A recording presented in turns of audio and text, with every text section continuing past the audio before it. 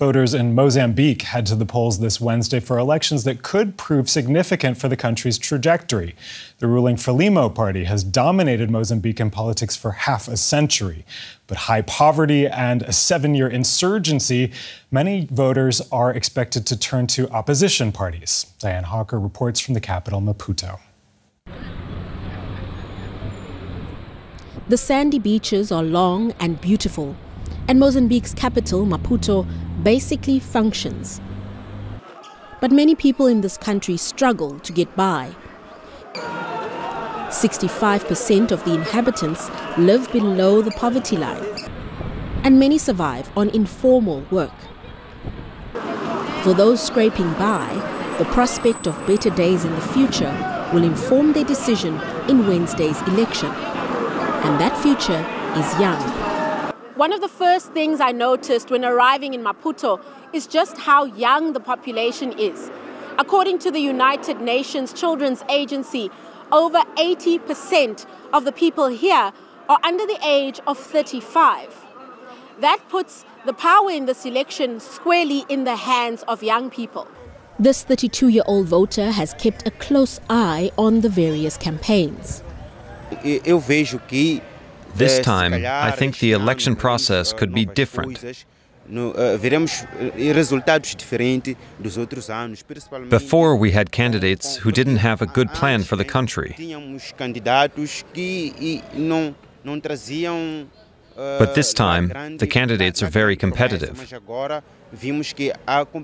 Democracy exists when we have competition.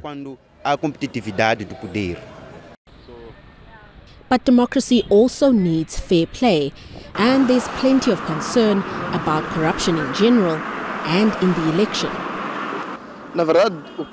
Everything in the country needs to change. Mozambique is rotten. It's really rotten. The big man in this election is Daniel Chapo. He's a former TV presenter and lawyer running for president for the ruling Frelimo party. Osufo Mondane is the face of the main opposition party, Renamo.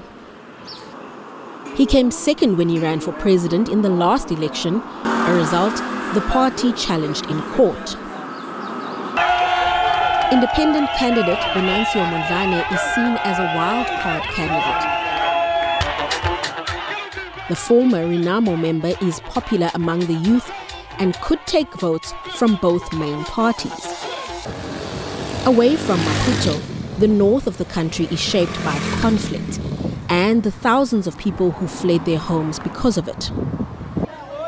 They've run from fighting between Islamist groups and the government that's been going on for 7 years. Democracy and human rights analyst Andre Mulango says the insecurity is the deciding factor here.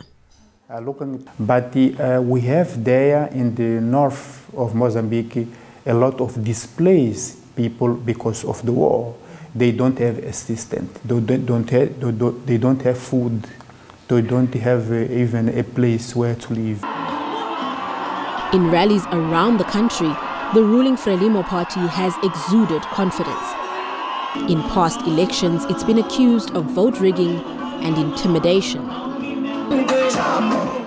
Opposition parties and analysts expect the same to happen this year, casting doubt on the credibility of this election too.